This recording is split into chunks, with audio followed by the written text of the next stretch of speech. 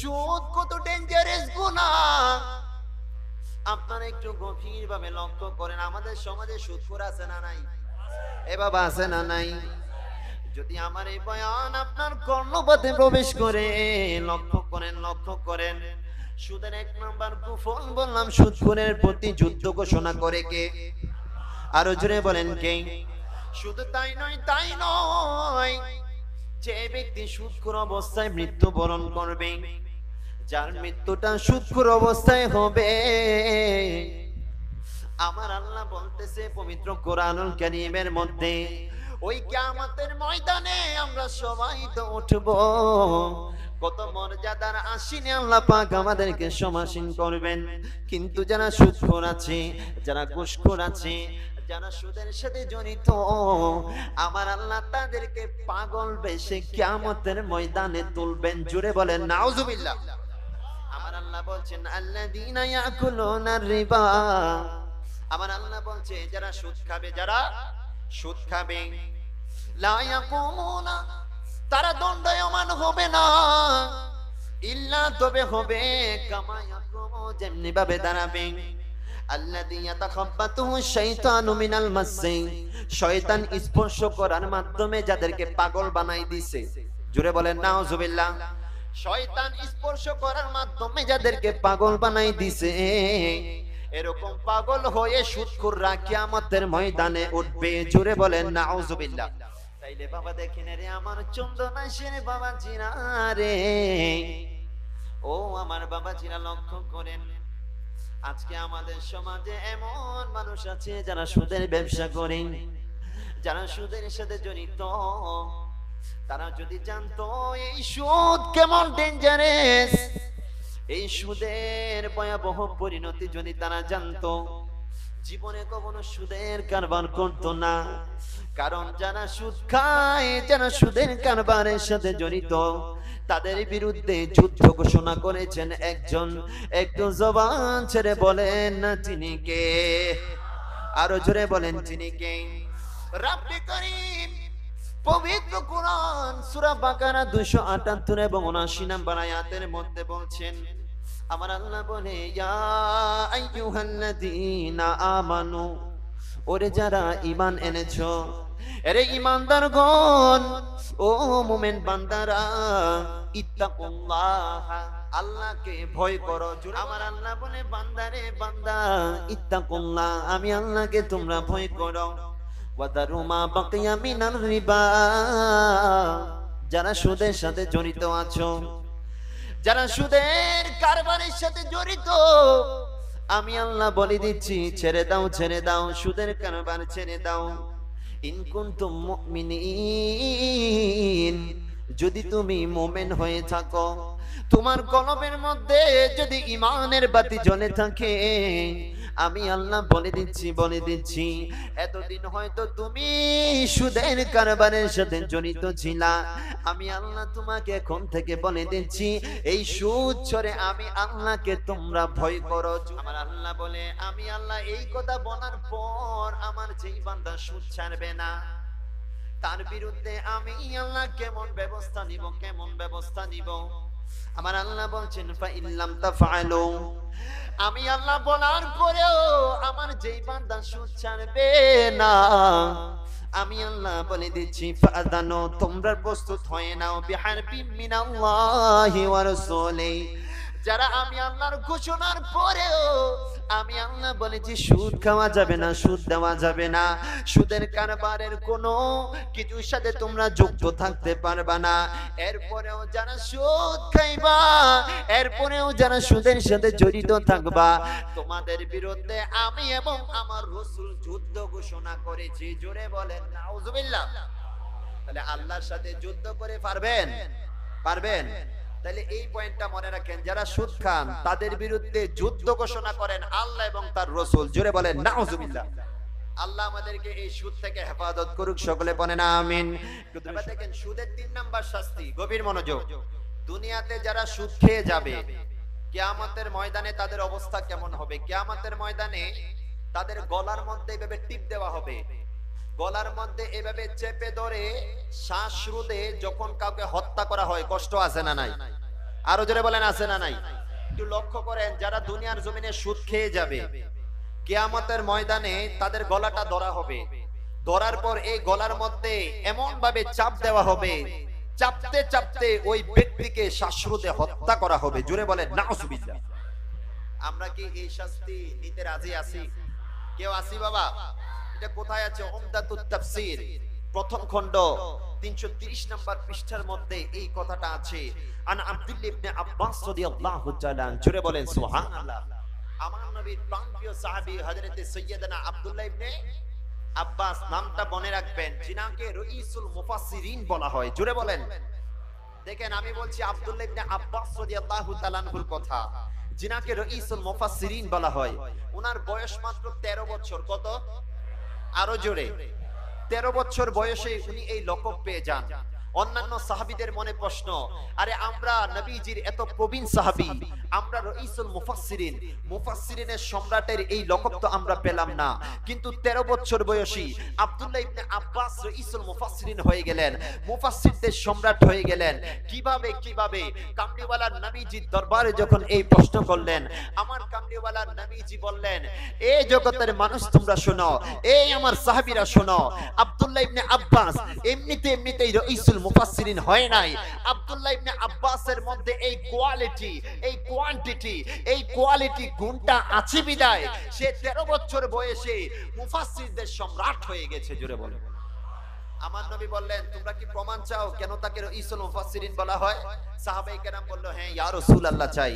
তখন আমার কামলিওয়ালা নবীজি পবিত্র কুরআনুল কারীমের একটা আয়াতে কারিমা দিলেন, বলেন যে এই আয়াতের তাফসীর তোমরাও করবা এবং এই আয়াতের তাফসীর আমার আব্দুল্লাহ ইবনে আব্বাসও করবে। তখন আমার কামলিওয়ালা নবীজি পবিত্র কুরআনুল কারীমের সূরা নাসর, ইজা জাআ নাসরুল্লাহি ওয়াল ফাত ওয়া রাআইতান্না সায়াদখুলুনা ফি দীনিল্লাহি আফওয়াজা, জোরে পড়েন আল্লাহু আকবার। আমার নবী বলেন, হে সাহাবীরা, এই আয়াতের তাফসীর আমার আব্দুল্লাহ ইবনে আব্বাসও করবে, তোমরাও করবে। এখান থেকে প্রমাণ হয়ে যাবে আমার আব্দুল্লাহ ইবনে আব্বাস কেন রাইসুল মুফাসসিরিন, আমার আব্দুল্লাহ ইবনে আব্বাসের তাফসীর কেন সর্বশ্রেষ্ঠ। এখান থেকে প্রমাণ হয়ে যাবে। আমার নবী ডাক দিয়ে বলে, ও আমার সাহাবীরা, তোমরা একটু তাফসীর করো। তখন সাহাবীরা এই আয়াতের তাফসীর করতে লাগলো। এই আয়াতের অর্থ হচ্ছে, ইজা জাআ, যখন আসবে, নাসরুল্লাহি, আল্লাহর সাহায্য, ওয়াল ফাত, এবং বিজয়, ওয়া রাআইতান্না, ইয়া রাসূলুল্লাহ আপনি দেখবেন, আর নাসা, মানুষদেরকে, সায়াদখুলুনা ফি দীনিল্লাহি, তারা ধর্মের মাঝে প্রবেশ করছে, আফওয়াজা, দলে দলে। জোরে পড়েন সুবহানাল্লাহ। এই আয়াতের অর্থ হচ্ছে, যখন বিজয় আসবে, যখন সাহায্য আসবে, নবীজি আপনি দেখবেন আপনার উম্মতরা দলে দলে ইসলামের মধ্যে প্রবেশ করছে। আমার নবী বলে, হ্যাঁ এই আয়াতের তাফসীর করো। তখন সমস্ত সাহাবায়ে কেরাম তাফসীর করলো। হ্যাঁ, এই আয়াতের তাফসীর হচ্ছে এরকম যে নিশ্চয়ই ইসলামের ঢঙ্কা শুধু মক্কা এবং মদিনার জমিনে থাকবে না, বিশ্বের যেই প্রান্তে মুসলমান আছে ওই প্রান্তে ইসলামের বিজয় ডঙ্কা বেজে যাবে। জোরে বলেন সুবহানাল্লাহ। অর্থাৎ ইসলামের ইন্তেশার, ইসলামের বিস্তৃতি, ইসলামের বিজয় শুধু সেই আরব কান্ট্রিতে থাকবে না, বিশ্বের প্রত্যন্ত অঞ্চলে ইসলাম পৌঁছে যাবে। সমস্ত সাহাবায়ে কেরাম এই হিসেবে তাফসীর করলেন। এবার আমার নবী বলেন, হে আব্দুল্লাহ ইবনে আব্বাস, দেখি তুমি এই আয়াতের তাফসীর করো। আব্দুল্লাহ ইবনে আব্বাস যখন এই আয়াতের তাফসীর করতে গেলেন, তখন আব্দুল্লাহ ইবনে আব্বাসের দুই চোখ বেয়ে বেয়ে টপ টপ করে পানি পড়ছে, গড়গড়িয়ে পানি পড়ছে। আমার কামলিওয়ালা নবী বলছে, আরে আব্দুল্লাহ ইবনে আব্বাস তুমি কাঁদো কেন? তখন আব্দুল্লাহ ইবনে আব্বাস বলে, ইয়া রাসূলুল্লাহ, এই আয়াতের অন্তর্নিহিত সত্যতা আমি অনুধাবন করে ফেলেছি। আল্লাহ বলছে, যখন সাহায্য আসবে তখন মানুষ দলে দলে ইসলাম প্রচার করে ফেলবে, মানুষ ইসলামের দিকে চলে আসবে। ইয়া রাসূলুল্লাহ, এটার অর্থ হচ্ছে রাব্বে কারীম যেই মিশন নিয়ে আপনাকে দুনিয়ার জমিনে তাশরীফ করেছিলেন, রাব্বে কারীম যেই ওয়াহদানিয়ত এবং রিসালাতের বাণী নিয়ে আপনাকে দুনিয়ার জমিনে আল্লাহ পাঠিয়েছিলেন, সেই কাজ আপনার শেষ হয়ে গেছে, সেই কাজ শেষ হয়ে গেছে। আপনি নবী খুব অতি শীঘ্রই আল্লাহর দরবারে চলে যাবেন। ইয়া রাসূলুল্লাহ, এই কথাটা যখন আমার মনে হয়েছে, এইজন্য আমি আব্দুল্লাহ ইবনে আব্বাসের চোখ দিয়ে গড়গড়িয়ে পানি পড়ছে। জোরে বলেন। দেখেন, সমস্ত সাহাবীরা তাফসীর করলো কি, আর আব্দুল্লাহ ইবনে আব্বাস তাফসীর করলো কি। তখন আমার নবী বলছেন, এ সাহাবীরা, আর কোনো প্রশ্ন আছে? আমার আব্দুল্লাহ ইবনে আব্বাস যে রাইসুল মুফাসসিরিন, আর কোনো প্রশ্ন আছে? বলে, না না, মেনে নিলাম আপনার এই আব্দুল্লাহ ইবনে আব্বাসই হচ্ছে রাইসুল মুফাসসিরিন। জোরে বলেন। আব্দুল্লাহ ইবনে আব্বাস রাদিয়াল্লাহু তাআলা আনহু থেকে বর্ণিত, তিনি বলেন, আমি বলছিলাম যারা সুদ খায়, যারা সুদের সাথে জড়িত, ওই কিয়ামতের ময়দানে তাদের গলাগুলো এমন ভাবে চাপ দেওয়া হবে যে সুদের টাকা এই গলার মধ্যে ঢুকাইছে বাবা, ওই কিয়ামতের ময়দানে এই সুদখোরের গলার মধ্যে এমন ভাবে চাপ দেওয়া হবে। আমার আব্দুল্লাহ ইবনে আব্বাস বলে, আকিলুর রিবা, সুদখোর ব্যক্তি, ইউবাসু ইয়াউমাল কিয়ামা, ওই কিয়ামতের ময়দানে ওই সুদখোর ব্যক্তিকে তোলা হবে মাজনুনান, পাগল করে, জোরে বলেন নাউজুবিল্লাহ, পাগল করে, ইউনা, এবং ওই সুদখোরের গলার মধ্যে চাপ দেওয়া হবে, চাপ দেওয়া হবে, চাপ দিতে দিতে পাগল বানাইয়া বানাইয়া এই সুদখোরকে রব্বে কারীম কিয়ামতের ময়দানে তুলবে, জোরে বলেন নাউজুবিল্লাহ। আর আমরা কি এভাবে, আমরা তাইলে এরকম সুদখোর হতে চাই? এ বাবা চাই?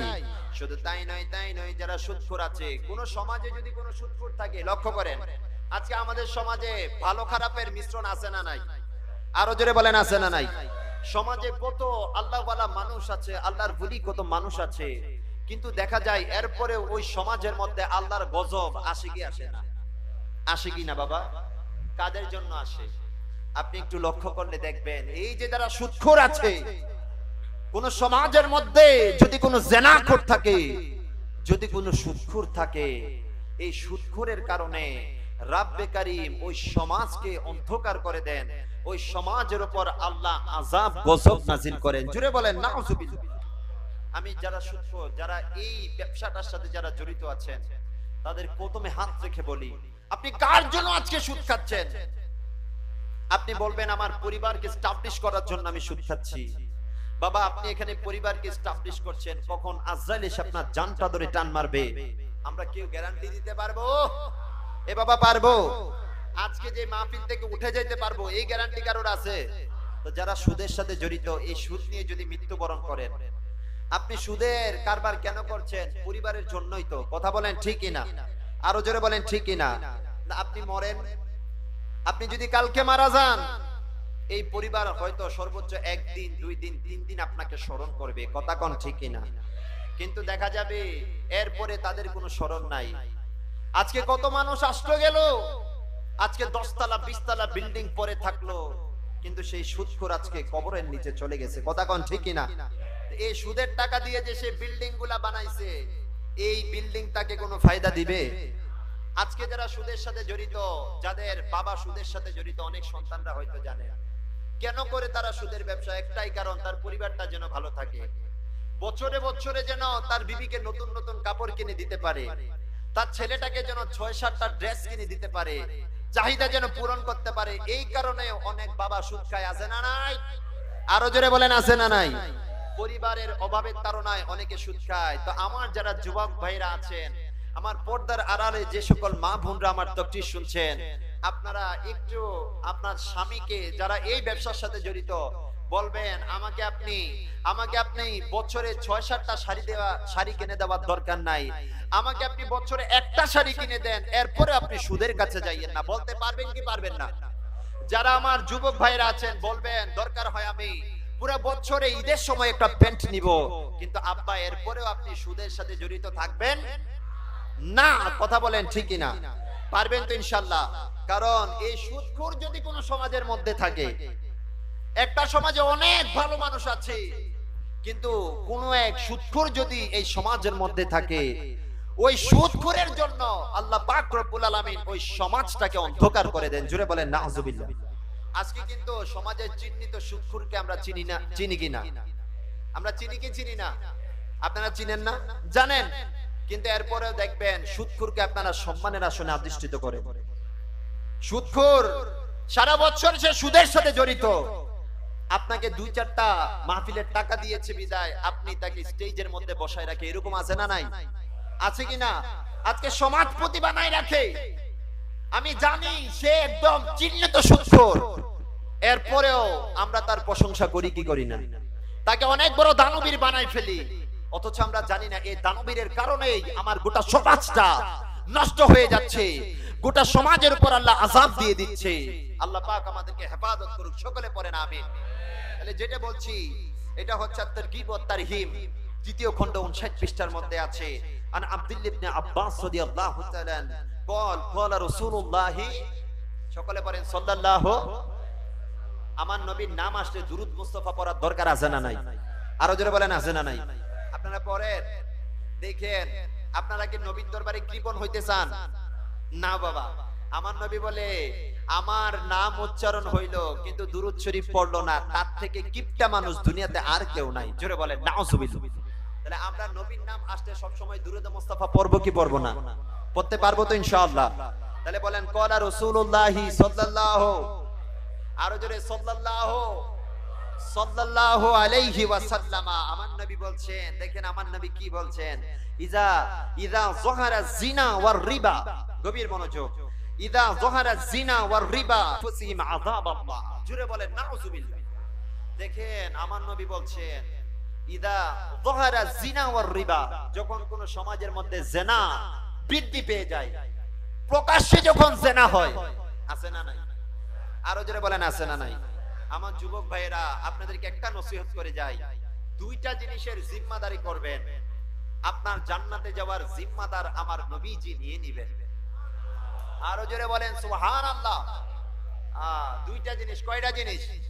আমার নবী বলছেন মান ইয়াজমানলি মা বাইনা লিহইয়াইহি ওয়া মা বাইনা রিজলাইহি আযমান লাহুল জান্নাহ। আমার নবী বলছেন আমার কোন উম্মত যদি আমি নবীর খাতিরে দুইটা জিনিসের জিম্মাদার হয়ে যায়, আমি নবী তার জন্য জান্নাতের জিম্মাদার হয়ে যাব। দুইটা জিনিস, মা বাইনা লিহইয়াইহি, আপনার দুই চুয়ালের মধ্যবর্তী যে জিহ্বা আছে। আচ্ছা, আজকে যে আমাদের যে বালা মুসিবত সব তো এই জিহ্বার কারণে, কথা কোন ঠিক না? যে মানুষ কথা বলতে পারে না এই মানুষের কোনো মুসিবত আসেনি। ইন্নাল বালাআ মুআক্কালুন বিল মানাতিক, একটা কায়দা আছে, ইন্নাল বালাআ মুআক্কালুন বিল মানাতিক, যে কথাই মানুষের বিপদ ডেকে আনে। তা আল্লাহ দেখবেন অনেক মানুষকে আল্লাহ জবান দেয় নাই, কিন্তু আমরা আল্লাহর কাছে হয়তো কি এমন ভালো কাজ করেছি আল্লাহ জানে। আল্লাহ কত বেশি ইহসান করেছেন, কথা বলার জন্য রব্বে কারীম আমাদেরকে জবান দিয়েছেন। জোরে বলেন আলহামদুলিল্লাহ। যাদের এই জবান নাই তাদেরকে জিজ্ঞেস করেন এই জবানের মূল্য বাবা কতটুকু। আপনি লাখ লাখ কোটি কোটি টাকা দিয়ে এই জবানের মূল্য পরিশোধ করতে পারবেন, কিন্তু দেখা যায় এই জবান আজকে আমরা গীবতের মধ্যে কাটাই। কথা কোন ঠিক কিনা? গীবত আছে না নাই? 3-4-5 জন যখন একসাথে হই তখন গীবত আমরা করি কি করি না? আহা, নবী যখন মেরাজে যাচ্ছেন, নবী দেখে এক প্রকারের লোক, তাদের নখগুলা তামার তৈরি। কিসের তৈরি? আমাদের মতো সফট না বাবা, তামার তৈরি। আমার নবী দেখছেন এক প্রকারের লোক যাদের নখগুলা তামার তৈরি, তাদের নখগুলা খুব বেশি ধারালো। তারা এই নখগুলা দিয়ে তাদের শরীরের যেই গোশত আছে এই গোশতগুলাকে এমন ভাবে আঁচড়াচ্ছে সেখান থেকে রক্ত বের হচ্ছে। জোরে বলেন নাউজুবিল্লাহ। আরো জোরে বলেন নাউজুবিল্লাহ। আমার নবী ডাক দিয়ে বলে জিবরাইল, এরা কারা রে? তখন জিবরাইল বলে ইয়া রাসূলুল্লাহ, তারা হচ্ছে আপনার উম্মতের এমন সমস্ত মানুষ যারা গীবত করত। জোরে বলেন নাউজুবিল্লাহ। তাহলে আমরা গীবত করি কি করি না? গীবত থেকে বেঁচে থাকার দরকার আছে না নাই? আরো জোরে বলেন আছে না নাই? আল্লাহ আমাদেরকে হেফাজত করুক, সকলে বলেন আমিন। তো আমার নবী বলেন মা বাইনা লিহইয়াইহি, এই দু চুয়ালের মধ্যবর্তী যে জিহ্বা আছে, ওয়া মা বাইনা রিজলাইহি, দুই পায়ের মধ্যবর্তী যে লজ্জাস্থান আছে, এই দুইটা জিনিসকে যে ব্যক্তি হেফাজত করবে, উম্মত আমার শোনো, আসমান লাহুল জান্নাহ, আমি কামলিওয়ালা নবীজি তার জন্য জান্নাতে যাওয়ার জিম্মাদার হয়ে যাব। জোরে বলেন। যেখানে নবী আমাদেরকে ওয়াদা করছেন জান্নাতে নেবেন, সেখানে আমরা খুশি না নারাজ? তাহলে আমরা এই দুইটা জিনিসের হেফাজত করতে পারবো কি পারবো না? তাহলে আমার নবী বলছেন একটা সমাজের মধ্যে কখন বাবা দুঃখ দুর্দশা নেমে আসে, আমার নবী বলছেন ইযা যাহারা জিনা, যখন সমাজের মধ্যে জিনা প্রকাশ পায়, ওয়ার রিবা, এবং সমাজের মধ্যে যখন সুদ প্রকাশ পায়, তখন কদ আহাল্লু বিআনফুসিহিম আযাবাল্লাহ, তখন ওই এলাকার লোকরা তাদের উপর হালাল করে নেয়, ওই এলাকার লোকরা তাদের উপর হালাল করে নেয় আযাব আল্লাহ, আমার আল্লাহ তাআলার আযাব। আল্লাহ তাদেরকে আযাব দিতে চায় না, কিন্তু তারা এই সুদের কাজ কারবার করে নিজেরাই নিজেদের জন্য আযাব ডেকে আনে। জোরে বলেন নাউজুবিল্লাহ। আরো জোরে বলেন নাউজুবিল্লাহ। আল্লাহ আমাদেরকে, এটাকে আরবিতে বলা হয় রিবা। কি বাবা? রিবা ফিল লুগাতে আযিয়াদা। সুদ শব্দের অর্থ হচ্ছে বৃদ্ধি পাওয়া। কি পাওয়া? আমি শাব্দিক অর্থ, পারিভাষিক অর্থ, তারপর এই সুদের ভয়াবহ পরিণতি আপনাদের সামনে তুলে ধরছি। সুদের শাব্দিক অর্থ হচ্ছে জিয়াদা, বৃদ্ধি পাওয়া। কি পাওয়া? পরিভাষায় সুদ বলা হয়, জামিউস সগীর কিতাবের মধ্যে আসছে যে কুল্লু কারদিন ইয়াজুরু নাফআন ফাহুয়া রিবা। লক্ষ্য করেন, কুল্লু কারদিন, প্রত্যেক এমন ঋণ, ইয়াজুরু নাফআন, যেটা আপনাকে নফার দিকে নিয়ে যায়, যেটা থেকে আপনি উপকার আশা করেন, সেটাকে বলা হয় সুদ। সেটাকে বলা হয়, যেমন আমি আপনাদেরকে যদি মিসাল দেই যে আমি আপনাকে 30 টাকা দিলাম। কয় টাকা? আচ্ছা 50 টাকাই দিলাম। আমি আপনাকে 50 টাকা দিলাম এক সপ্তাহের জন্য। এখন আমি বললাম এক সপ্তাহ পর আপনি যখন আমাকে এই 50 টাকা দিবেন, আমি যখন আপনার থেকে 50 টাকা ফেরত নিতে আসব, আমাকে 50 টাকা দিতে পারবেন না, আমাকে 55 টাকা দিতে হবে। কয় টাকা? এই যে শর্ত লাগাই দিলেন, এই যে শর্তটা লাগাই দিলেন বৃদ্ধির, মোটামুটি এটাকেই বলা হয় বাবা সুদ। জুড়ে বলেন নাউজুবিল্লাহ। সাপোজ আপনার থেকে কেউ একজন লবণ নিল 1 কেজি, এখন আপনি আবার তাকে ফেরত দিবেন। বললেন যে আমি তোমার বিপদের সময় তোমাকে সাহায্য করেছি, এখন তুমি আমাকে 1 কেজি দিলে হবে না, তুমি আমাকে 1 কেজি থেকে একটু বাড়িয়ে দিতে হবে। এই যে বাড়ানো যেটা, ওইটাকে বলা হয় সুদ। জুড়ে বলেন নাউজুবিল্লাহ। কেউ 50,000 টাকা, একজন মানুষ খুব অসহায় অবস্থায় পড়েছে, তার 50,000 টাকা দরকার।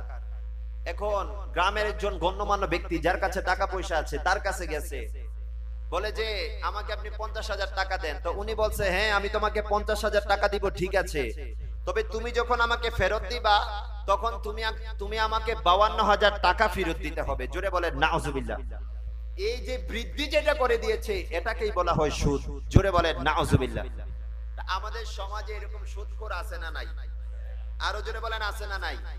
আমি জানি আমি আলোচনাটা যখন করব, অন্যান্য আলোচনা করলে আপনাদের থেকে আমি যেভাবে রেসপন্স পাবো, আমি হয়তো এরকম রেসপন্স পাবো না, সেটা আমি জানি। এরপরেও আমি চেষ্টা করব কোরআন এবং হাদিস থেকে আপনাদেরকে বিষয়টা বোঝানোর জন্য। তো সুদ জিনিসটা কি খুব সংক্ষেপে আপনারা মোটামুটি বুঝতে পারছেন? এবার আসেন, যারা সুদের কারবারি করে সমাজে আছে না নাই? আরো জোরে আছে না নাই? যারা সুদের কারবারি করে তাদের বিরুদ্ধে যুদ্ধ ঘোষণা করেন আমার আল্লাহ এবং তার পেয়ারা হাবিব। জোরে বলেন নাউজুবিল্লাহ। আমি একটা একটা করে সুদের যে কুফল আমি এগুলো নোট করে নিচ্ছি, একটা একটা করে বলি। আচ্ছা, আপনাদের এই চন্দনাশের জমিনে আমার আল্লাহ এবং রসুলের সাথে যুদ্ধ করবে এরকম মানুষ আছে? এ বাবা আছে? আছে বলতেছেন নাই, কিন্তু আপনি যখন সুদ খাবেন, আল্লাহর কোরআন বলছে আপনি আল্লাহ এবং রসুলের সাথে যুদ্ধ করছেন। জোরে বলেন নাউজুবিল্লাহ। কোন বান্দা আল্লাহ এবং রসুলের সাথে যুদ্ধ করে টিকে থাকতে পারবে? তার ধ্বংস অনিবার্য। কথা বলেন ঠিক কিনা? এবার আমার সাথে সাথে একটু পরে কোরআনে কারিমের আয়াত তেলাওয়াত করেন। পবিত্র কোরআন সূরা বাকারা আয়াত নাম্বার 278 এবং 79। আমার সাথে সাথে সবাই পড়েন, ইয়া আইয়ুহাল্লাযীনা আমানু ইত্তাকুল্লাহা ওয়া যারু মা বাকিয়া মিনার রিবা ইন কুনতুম মুমিনিন ফাইন লাম তাফআলু ফাযানু বিহারবিন মিনাল্লাহি ওয়া রাসূলিহি। জোরে পড়েন আল্লাহু আকবার। আপনাদের কষ্ট হইছে? কষ্ট হলেও কষ্ট আছে না নাই? কোরআন থেকে পড়বেন এক হরফ, লামকানের খোদা আপনার আমলনামার মধ্যে দিয়ে দিবে 10 নেকি। সুবহানাল্লাহ। নাই রে কয় নাকি বাবা? আজকে তো এই রমজানে যে কোরআনটা একটু হাতে নেই, তারপরে কোরআনকে ধরার আমাদের আর সময় হয় না। ঘরের প্রতিটা আসবাবপত্র আমরা মুছি, কিন্তু লৌহে মাহফুজের কোরআনটাকে ধরার আমার সময় হয় না। কথা বলেন ঠিক না? অথচ আমার নবী বলেন মান কারাআ হারফান মিন কিতাবিল্লাহি ফালাহু বিহি হাসানা ওয়াল হাসানাতু বিআশরি আমসালিহা। নবী বলেন আল্লাহর লৌহে মাহফুজের কোরআন থেকে আমার কোন উম্মত যদি জাস্ট একটা হরফ তেলাওয়াত করে, রাব্বে কারীম তার আমলনামার মধ্যে 10টা নেকি দান করে। নবী বলছে লা আকুলু আলিফ লাম মিম হারফ বাল আলিফুন হারফুন লামুন হারফুন মিমুন হারফুন। আমার নবী বলছেন আমি বলছি না আলিফ লাম মিম পুরাটা মিলে একটা হরফ, বরং আলিফ একটা হরফ, লাম একটা হরফ, মিম একটা হরফ। কি মানে? আপনি বান্দা যখন চন্দনাশের জমিনে বসে জাস্ট আলিফ লাম মিম তেলাওয়াত করবেন, লাম ও কানের খোদা আপনার আমলনামার মধ্যে 30টা নেকি দিয়ে দিবেন। তাহলে কোরআনে কারীম পড়ার দরকার আছে না নাই? আরো জোরে বলেন আছে না নাই? আমার 2 নাম্বার নসিহত বাবা এটা নেন। আমি প্রথমে আলহামদুলিল্লাহর কথা বলেছি। 2 নাম্বার আপনারা অবশ্যই প্রতিদিন কমসে কম একটা পৃষ্ঠা কোরআনে পাক তেলাওয়াত করতে পারবেন তো ইনশাআল্লাহ? পারবেন। আজকে আমার যুবক ভাইরা যখন ফ্রাস্ট্রেশনে ভোগে, তখন যুবক ভাইরা অতীতের গান শুনে, আছে না নাই? আছে না নাই? তখন কি হয়, এই গানগুলো যখন শুনে তখন তাদের ফ্রাস্ট্রেশন লেভেল আরো বেশি গো আপ হয়ে যায়। কিন্তু আমি বলি যুবক ভাই, আপনি যখন হতাশায় থাকবেন আপনি গান শুনিয়েন না, আপনি আপনার কানের সামনে সূরা রহমানটা বাজিয়ে দেন। আপনার হতাশা কিভাবে দূর হয়ে যাবে আপনি বান্দা সেটা কল্পনাও করতে পারবেন না। জোরে বলেন। কারণ কোরআন যখন পড়বেন আপনার অন্তরটাকে শীতল করে দিবে একজন। একটু জবান ছেড়ে বলেন তিনি কে? আরো জোরে বলেন তিনি কে? আল্লাহ বলছেন ওয়া ইযা তুলিয়াত আলাইহিম আয়াতুহু যাদাতহুম ঈমানা। আল্লাহ বলছেন বান্দা আজকে কোরআন তো পড়স না, কোরআন তো পড়স না, কিন্তু আমি আল্লাহ বলে দিচ্ছি আমার লৌহে মাহফুজের কোরআন থেকে যখন তোরা তেলাওয়াত করবি তোদের অন্তরটাকে আমি রব্বে কারীম আমার প্রেমে দিওয়ানা বানিয়ে দিব। তাহলে কোরআন পড়তে পারবেন ইনশাআল্লাহ। আল্লাহ আমাদেরকে আমল করার তৌফিক দান করুন। সকলে পড়েন আমিন। আল্লাহ বলে বান্দা লা ইন শাকারতুম লা আযীদান্নাকুম, লা ইন শাকারতুম লা আযীদান্নাকুম। বান্দা আমি আল্লাহর প্রশংসা করবি, আমি আল্লাহর শুকরিয়া জ্ঞাপন করবি, আমি রব্বে কারীম তোর নিয়ামতকে অনেক বেশি বাড়িয়ে দিব। জোরে বলেন। আজকে আমার তাকরীরের শুরুতেই আপনারা প্রথম সবক নিয়ে নেন এটা, আজকে থেকে যে কোনো কাজ আমার পক্ষে আসুক বা না আসুক সব সময় জবান থেকে একটা শব্দ আসবে, সেই শব্দটা কি বাবা? জোরে বলেন নাকি? আলহামদুলিল্লাহ বলার দরকার আছে না নাই? আল্লাহ আমাদেরকে সব সময় আলহামদুলিল্লাহ উপর থাকার তৌফিক দান করুক। সকলে পড়েন আমিন। আপনারা আজকে মাহফিলে আসতে পেরে খুশি না নারাজ? আরো জোরে বলেন খুশি না নারাজ? এটাকে মুখ দিয়ে বলতেছেন নাকি কলব দিয়ে? অবশ্যই আমরা খুশি, কারণ নবীর মিলাদুন নবীতে শুধু আমরা কেন, আপনি আসমান বলেন, জমিন বলেন, আসমানের নিচে তাহতা সারা বলেন, রব্বে কারীমের যে সকল মখলুকাত আছে, কুল মখলুকাত আমার কামলিওয়ালা নবীজির তাশরিফ আওয়ারিতে খুশি হয়েছিল। আরো জোরে বলেন সুবহানাল্লাহ। কিন্তু খুশি হইতে পারে নাই একজন, তার নাম কি? আরো জোরে বলেন নাম কি? নবীর মিলাদুন নবীতে কায়নাতের সবাই খুশি। নবীর মিলাদুন নবীতে আকাশের তারাগুলা কত মিটমিট করে হাসতেছিল। নবীর মিলাদুন নবীতে গাছের পাতাগুলা কত সুন্দর করে নড়তেছিল। নবীর মিলাদুন নবীতে সমুদ্রের মাছগুলা কত সুন্দর গুণগান করছিল। নবীর মিলাদুন নবীতে স্বয়ং খানে কাবা কামলিওয়ালা নবীজির মিলাদুন নবী পালন করার জন্য নবীজির তাজিমে, নবীজির মহব্বতে স্বয়ং খানে কাবা পর্যন্ত ঝুঁকে গিয়েছিল। আরো জোরে বলেন সুবহানাল্লাহ। আল্লাহর গোটা মাখলুকাত সেদিন খুশি হয়েছিল, কিন্তু বাবা একটা জিনিস, একটা মানুষ খুশি হইতে পারে নাই, সেটার নাম কি? আরো জোরে বলেন নাম কি? মাশাআল্লাহ আপনারা জানেন দেখি, কিতাবের নাম বেদায়া এবং নেহায়া, লিখেছেন আল্লামা ইবনে কাসির রাহমাতুল্লাহি আলাইহি। উনি ওনার কিতাবের মধ্যে বলছেন শয়তান 4 বার খুব বেশি বেশি করে কান্না করেছিল। কয়বার? আরো জোরে বলেন কয়বার? একবার যখন রব্বে কারীম শয়তানকে জান্নাত থেকে নামিয়ে দিয়েছিল তখন শয়তান খুব বেশি বেশি করে কান্না করেছিল। আরেকবার যখন রব্বে কারীম শয়তানকে লানত দিয়েছিল তখন শয়তান খুব বেশি বেশি করে কান্না করেছিল। আরেকবার যখন পবিত্র কুরআনুল কারীমের সূরাতুল ফাতিহা নাজিল হয় তখন শয়তান খুব বেশি বেশি করে কান্না করেছিল। আর আরেকবার আখিরি জামানার নবী, নূরুন নবী, হায়াতুন নবী, জিন্দা নবী, মক্কার মতি, মদিনার জ্যোতি, রাহমাতুল লিল আলামিন, শফিউল মুজনিবিন, আনিসুল গারিবিন, রাহমাতুল লিল আলামিন চিৎকার দিয়ে বলেন ইয়া রাসূলুল্লাহ। আরেকবার যখন আমার কামলিওয়ালা নবীজি আমেনার ঘরে লাল দুলাল, আমার নবী যেদিন দুনিয়ার জমিনে তশরিফ এনেছিল, কায়নাতের সবাই সেদিন খুশি হয়েছিল। একটা মাত্র চিজ খুশি হইতে পারে নাই, সেই চিজটার নাম হচ্ছে শয়তান। জোরে বলেন নাউজুবিল্লাহ, আরো জোরে বলেন নাউজুবিল্লাহ। তো আজকে বাবা নবীর খুশিতে সবাই কি খুশি হয়? হয় বাবা? আজকে এরকম মিলাদুন নবীর মাহফিল সব জায়গায় হয়? বলেন না। আপনারা চট্টগ্রামে আছেন তো, আপনারা সুন্নিয়তের ক্যান্টনমেন্টের মধ্যে আছেন। আপনারা আমাদের কুমিল্লা, ব্রাহ্মণবাড়িয়া বা উত্তরবঙ্গের দিকে যদি যান, তখন বুঝবেন সুন্নিয়তের কি দশা। আজকে আপনারা মিলাদুন নবীর মাহফিল করছেন, অন্যান্য জায়গায় এরকম মাহফিল হয়? গুরুত্ব বুঝে না। আজকে মিলাদুন নবী আসলে আমরা খুশি হয়ে যাই, আমাদের খুশি দেখে অনেকের জ্বলে, আছে না নাই? আরো জোরে বলেন আছে না নাই? তো মিলাদুন নবীতে যারা খুশি হয় তারাই সাচ্চা উম্মত। আর মিলাদুন নবীতে কায়নাতের সবাই খুশি হয়েছিল, অখুশি হয়েছিল শয়তান। তো আজকে মিলাদুন নবী উপলক্ষে আমরা যখন একটু ইন্তেজামের ব্যবস্থা করি, আমরা যখন একটু মাহফিলের ব্যবস্থা করি, আমরা যখন একটু নবীদের শান ও মানের আলোচনার ব্যবস্থা করি, আমরা যখন একটু জাশ্নে জুলুসের ব্যবস্থা করি, দেখবেন অনেকের মুখটা বাবা মলিন হয়ে যায়। অনেকে বিদাতের ফতোয়া নিয়ে চলে আসে, অনেকে শিরকের ফতোয়া নিয়ে চলে আসে। তো আমি তাদেরকে বলতে চাই, আজকে মিলাদুন নবী আসলে যাদের মুখ কালা হয়ে যায়, যারা আজকে আমাদেরকে বিদাতে ফতোয়া দাও, তারা হচ্ছে শয়তানের বড় ভাই। ডান হাত তুলে কোন ঠিক কিনা? আরো জোরে বলেন ঠিক কিনা? কারণ মিলাদুন নবীতে সবাই খুশি, শয়তান অখুশি হয়েছিল। তো আজকে মিলাদুন নবীতে যারা অখুশি হয়, মাসালা ক্লিয়ার, তারা হচ্ছে শয়তানের বড় ভাই। কথা কোন ঠিক কিনা? আরো জোরে বলেন ঠিক কিনা?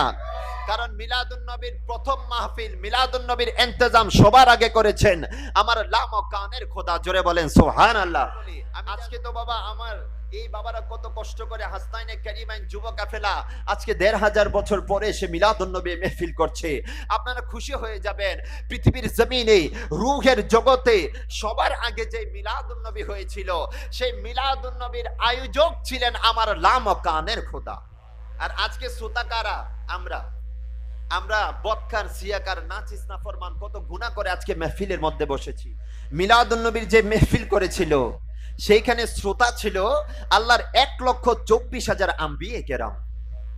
সুবহানাল্লাহ বলে না? আল্লাহর ১,২৪,০০০।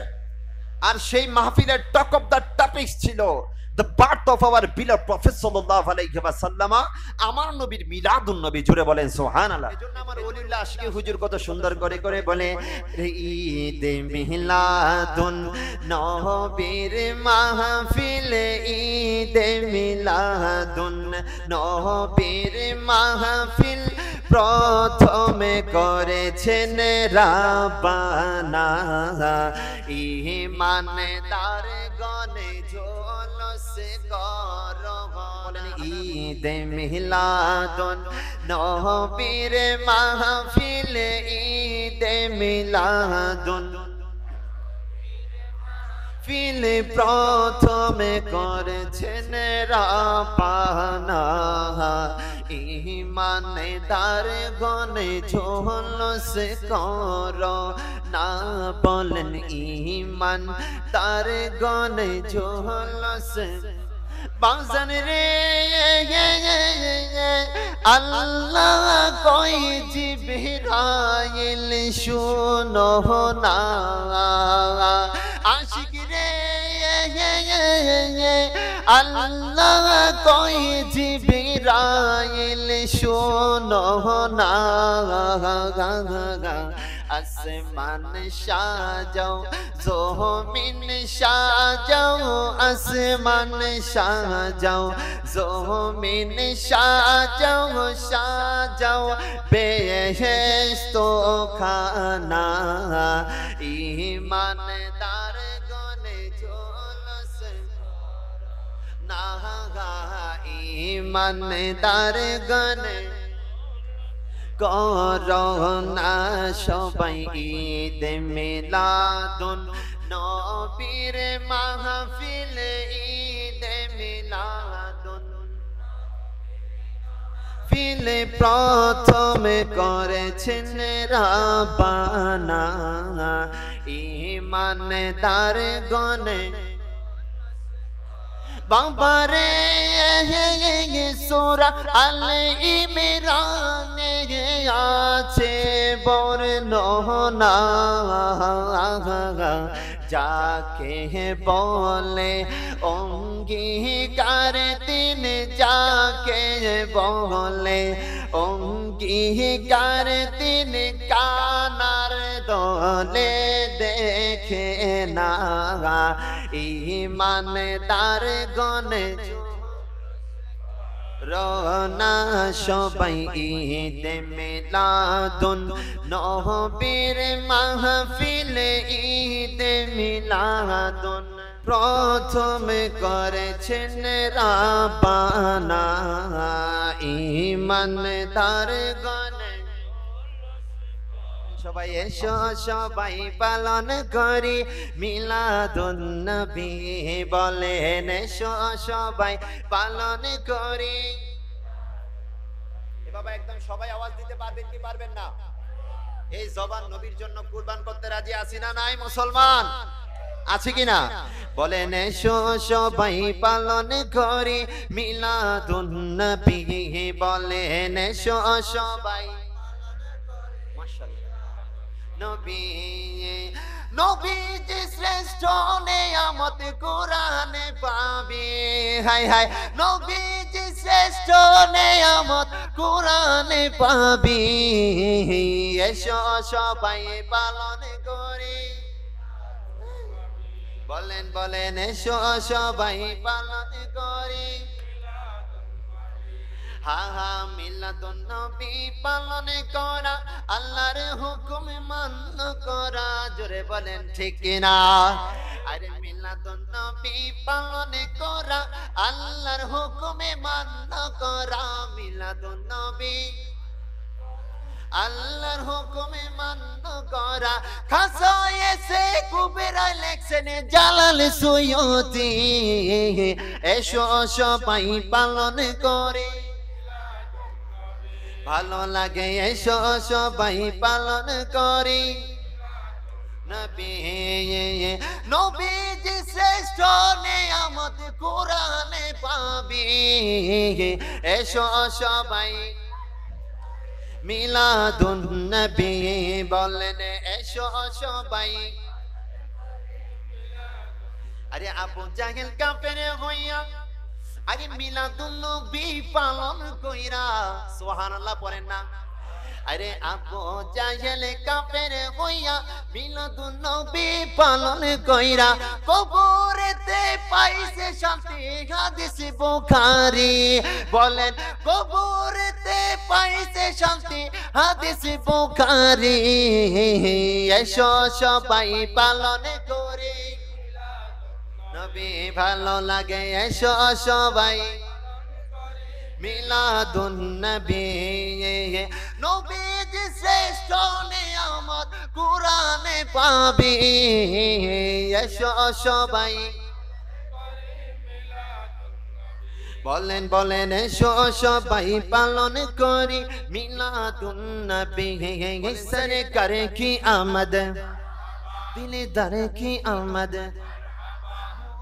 की आमद और जुर्म से बोलो शर्माना छोड़ो अरे जिंदा नबी अरे हयातु नबी अरे नूर नबी अरे प्राण नबी अरे जान नबी अरे यासीन नबी अरे तोहा नबी अरे मेरा नबी हमारा नबी अरे उनका नबी अरे इनका नबी अरे सबका नबी हा हा हा मरहबा मरहबा दयाल नबी मरहबा मरहबा मरहबा